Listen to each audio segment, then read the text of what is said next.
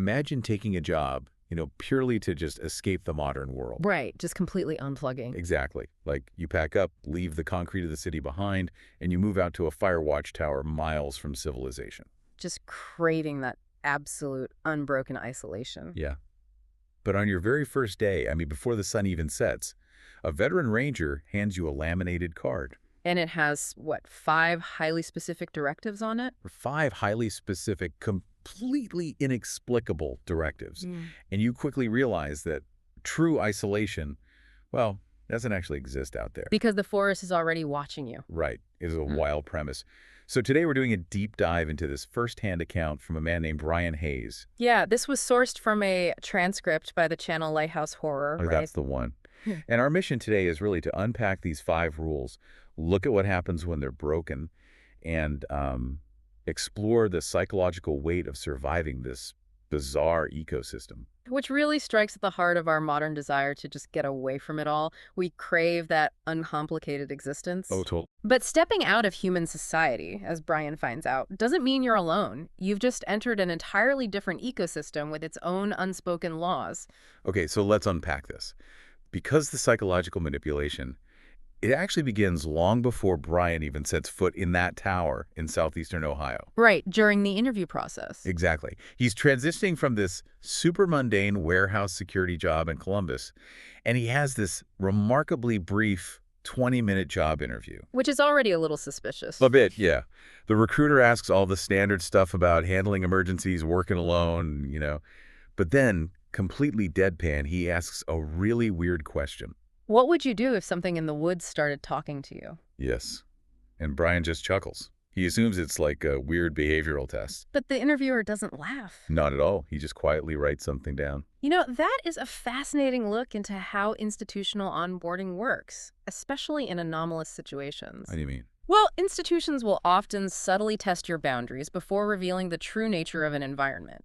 They gauge your reaction to the absurd, basically. Right, to see if you can handle it. Exactly, to see if you possess the cognitive flexibility for the abnormal.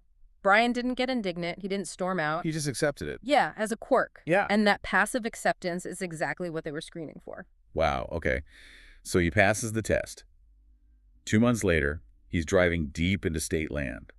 Cell service drops out completely, like 20 minutes before he even reaches the base of the tower. Total isolation. Right. So he gets there, meets Russell Beck, who's the veteran ranger he's relieving. Russell shows him the radio, the maps, the basic equipment. Just standard handover stuff. Standard stuff. But right before sunset, Russell hands him that laminated card. And Brian thinks it's just emergency radio frequencies, right? Exactly. But instead, it's a list of behavioral protocols. And Russell tells him, without a hint of irony, that every single one of those directives exists for a reason. That physical card essentially becomes the anchor for Brian's entire grasp on reality out there. It really does. And what's brilliant about his account is that the paranormal elements, they don't actually start immediately. No, it takes weeks. Yeah, he experiences weeks of profound, mind-numbing boredom. Waking up at 6 a.m., making coffee, staring at thousands of acres of oak and pine trees. Just doing the job. Right, and that mundane routine lulls his brain into a false sense of security, which makes the eventual shattering of that isolation deeply jarring. Let's talk about how that isolation breaks. Because it starts with a massive invasion of privacy. Rule number 1. Right. It's September 14th. Brian is out inspecting a trail. Perfect weather, clear skies, light breeze. And then in a fraction of a second, the wind stops. Completely. Completely. The leaves freeze in place. The ambient sound of the forest literally just drops to zero. Oh, wow.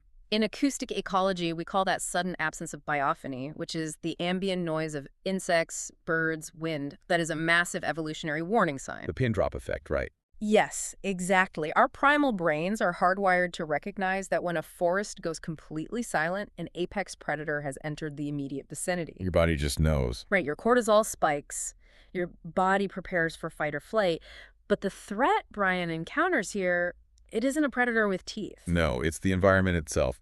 Brian clearly hears his own name spoken aloud, like just Brian. Out in the middle of nowhere. Right. So he spins around, but there isn't a soul on the trail. He hears it again and realizes the voice is projecting directly from the trunk of a massive oak tree. That is so unsettling. And the wood isn't moving, there's no face in the bark or anything, but the sound is distinctly coming from the tree. And then another tree chimes in. Oh, no. And another. They are literally gossiping about him. What are they saying? He hears them saying stuff like, Brian Hayes, new ranger, works alone, seems nice, Wow. which leads to the first protocol on his card. If the trees start talking to you, you must always be polite.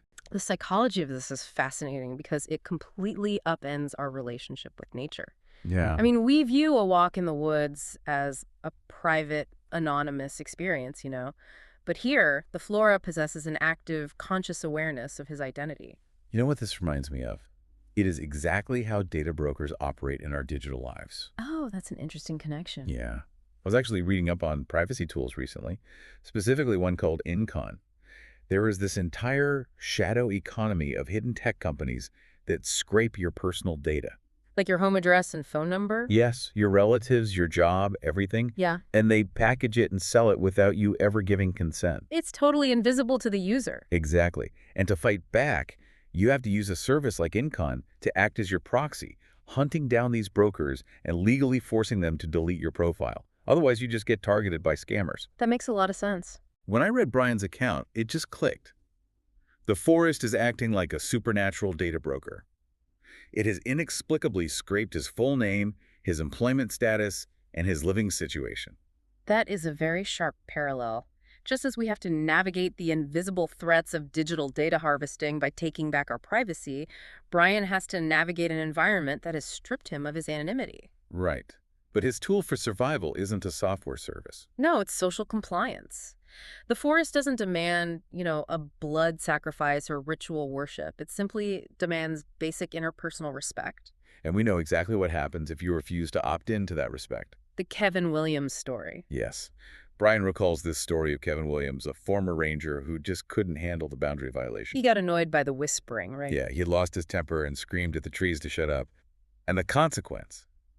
For an entire week, the forest physically retaliated. Like actually hitting him. Literally. Branches would swing out and hit him in the face. Roots would suddenly elevate right where he was stepping to trip him. That's terrifying. Dead limbs would drop directly on his head. The harassment only ceased when he finally broke down and apologized to the woods. It is a strange, almost petty enforcement of manners. But notice how the narrative escalates here. Definitely. We move from a quirky boundary dispute about privacy to an encounter that forces the human brain to fight its own deepest biological survival instincts. This is where things get genuinely terrifying.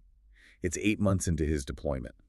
Late one spring night, Brian steps out onto the observation deck and sees an orange glow. The wildfire. Right. The entire forest is consumed by a massive wildfire. We're talking thousands of acres engulfed in towering flames, thick columns of black smoke, trees collapsing into ash. But there's a catch. A huge catch. His radio is dead silent. No emergency chatter from headquarters, Yeah. and more importantly, there's absolutely no heat radiating from this inferno. So the sensory inputs are in complete conflict. His eyes are telling him there is a catastrophic threat, but his skin and his radio are telling him it's a localized illusion. Exactly. And then he spots it. Walking through the center of this silent, heatless fire is a behemoth. A fire creature. It's 20 to 30 feet tall, entirely constructed of blackened, charred tree trunks, with glowing orange cracks of light pulsing beneath the wood. Almost like magma. Yeah.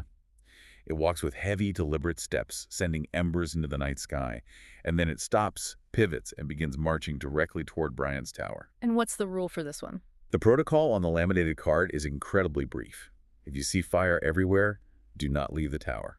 I really want to focus on the immense cognitive load required to follow that directive. It'd have to be overwhelming. Completely. Yeah. Fleeing from fire is one of the oldest, most deeply ingrained survival imperatives in mammalian DNA. Every fiber of your being is screaming at you to get in your truck and drive down the mountain. Right, to just run. So to stand your ground in a wooden structure while a burning behemoth approaches, that requires overriding millions of years of evolution. I'm trying to wrap my head around the mechanism here. What if the massive sensory overload of the fake fire isn't just an intimidation tactic? What do you mean? Well, think about how beekeepers use smoke to disorient and flush bees out of a hive. What if this entity generates the illusion of a wildfire, specifically as a hunting mechanism? Oh. To induce a primal panic. Exactly. It's designed to force the ranger to abandon the safety of the tower and run right into the trap. That is highly likely. The watchtower functions as a psychological and physical sanctuary. The threat isn't necessarily the entity breaching the tower. It's tricking you into leaving. Yes, tricking you into abandoning your protection. And we actually know this because of Jerry Sanders, a ranger from decades prior. Right, the guy who ran. Yeah. Jerry experienced this exact phenomenon, believed his eyes over his training, and broke the rule. He grabbed his keys, fled down the access road in his truck, and vanished completely. They never even found his vehicle. Never Really. found it. So the monster itself doesn't kill you. Breaking the boundary of your sanctuary is what kills you. That is so dark. But what happens when the threat doesn't look like a 30-foot burning monster? The ecosystem adapts. Right. It shifts from blatant intimidation to something far more insidious, exploiting a totally different kind of human psychology. Yeah. Which brings us to the entity on the West Trail. Rule 3. Yeah. Brian is looking through his binoculars on a crisp autumn afternoon. There are normal tourists hiking the trails, but then he spots a woman. And she looks out of place, right? Very. She's wearing a faded gray, Depression-era dress with long white hair cascading down her back, and she's facing away from the tower. Just standing there. Yes, and she doesn't move. Brian watches her for 5 minutes, then 10, then 15. She is perfectly, impossibly still. No shifting, nothing. She doesn't shift her weight. Yeah. She doesn't adjust her posture. And the protocol dictates that if you see this woman, you are to back away immediately. Let's analyze why a motionless woman is arguably more terrifying than a giant fire monster. This dips heavily into the science of the uncanny valley. Oh, I've heard of that. Yeah, so our brains feature highly specialized neural networks dedicated solely to recognizing and predicting human movement. We subconsciously track micro-movements. Like breathing. Exactly. The slight rise and fall of breathing, saccadic eye twitches, the tiny shifts in balance required to stand upright. And when those micro-movements are missing, It triggers a violent alarm bell in the amygdala.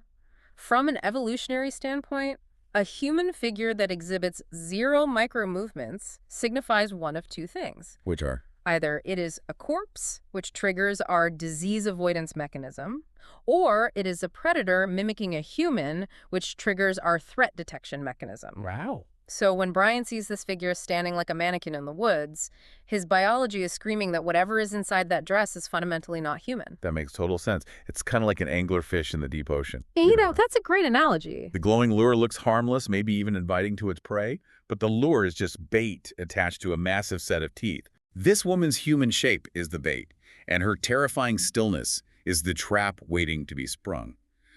But as a ranger, isn't there a compulsion to go help a stranded old woman? There is, and that is the exact hubris the trap relies on. Empathy combined with arrogance. In the 1970s, a ranger named Bruce Hopkins actually mocked this specific protocol. Oh no. What did he do? He spotted the woman, radioed it in, and the dispatcher explicitly ordered him to retreat to the tower. Yeah, guess. He didn't listen. Bruce laughed it off. He stated he was going down to investigate.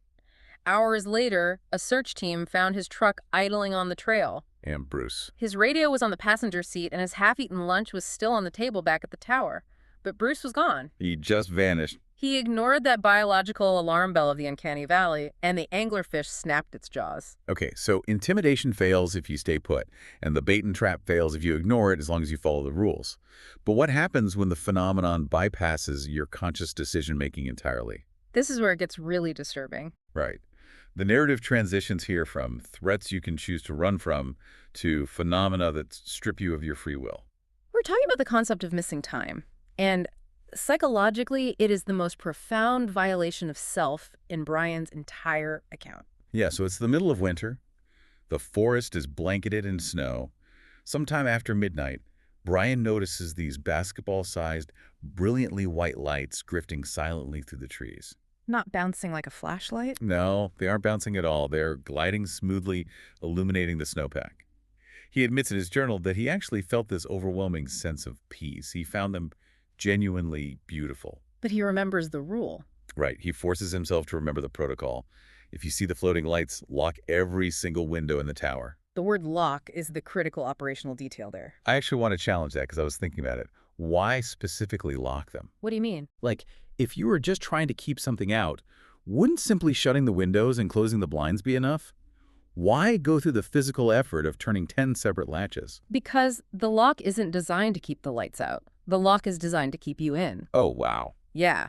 When we talk about Missing time or hypnotic compulsion, you aren't just an observer. Your own mind becomes compromised. So you might open it yourself. Exactly. If the windows are merely shut, an entranced victim could easily lift the sash and step out onto the catwalk to join the lights. A lock serves as a physical and cognitive speed bump. That is so creepy. It requires fine motor skills and a sequence of actions that a deeply entranced somnambulistic brain might struggle to execute. You are essentially building a cage for your future compromised self. That is deeply unsettling because Brian does exactly that. He locks the latches, the lights drift up, rising from the tree line, and begins slowly circling the glass of the observation deck. He's just watching them. He is totally mesmerized.